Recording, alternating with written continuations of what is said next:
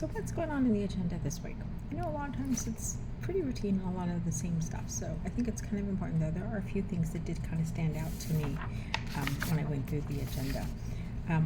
One of them is basically item 9, which we go through every single year. So this isn't, again, mostly routine. Again, we're using an auditor, an audit company to go through and audit our accounting. The one thing that always concerns me is, and I'm sure another council member will probably bring up the same concern as that he does every year, just to make sure we're in compliance, because there's an act that actually says that we have to rotate auditors just to make sure there's different set of eyes so we don't become complicit in the work. So again, I'm just going to be asking just to make sure that we are being complicit if that's not explained, because I think it's important that that's included in our discussions, just to make sure that we're not having someone that just marks the box and isn't really looking at the books, because I think it's important that we're open and honest. Item 10. Now this one is definitely controversial to me. It looks like they want to use a wellness and mental health grant, which is great, right? Because that doesn't come from the bottom line, no taxpayer money. But they want to buy an infrared sauna and a cold tub. So my question is, where is this water coming from? Where is the ice coming from? How is the ice getting into the tub? And who's cleaning it? Because that ice tub's going to be disgusting.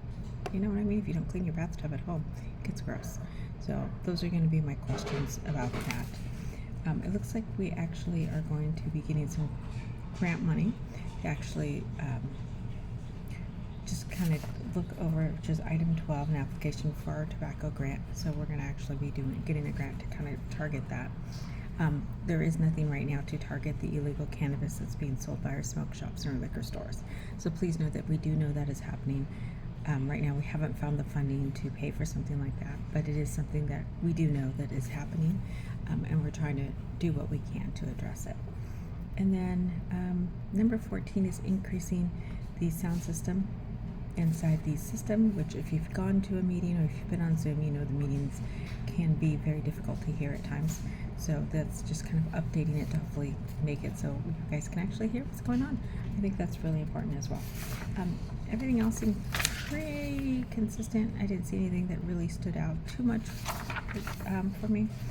Other than 15 and 16, I do want to bring to your attention, which is the senior lunch program. We actually have a free senior luncheon almost every day at the community center. I want to encourage you to come. I will be there. I try to go there at least once a month, if not more.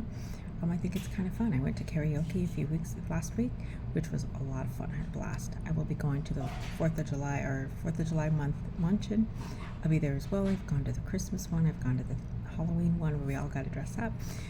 Although I'm not quite 62 yet, I do like to go and spend some time with my mother as well, who is definitely past that age. So I do want to let you know that we got a grant to actually cover these activities.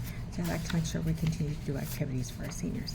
If you have any questions, or if there's any questions that you want me to bring up that I may not have already said I was going to address, please let me know. Happy to hear your comments. Thanks. I will see you at council meeting on Monday.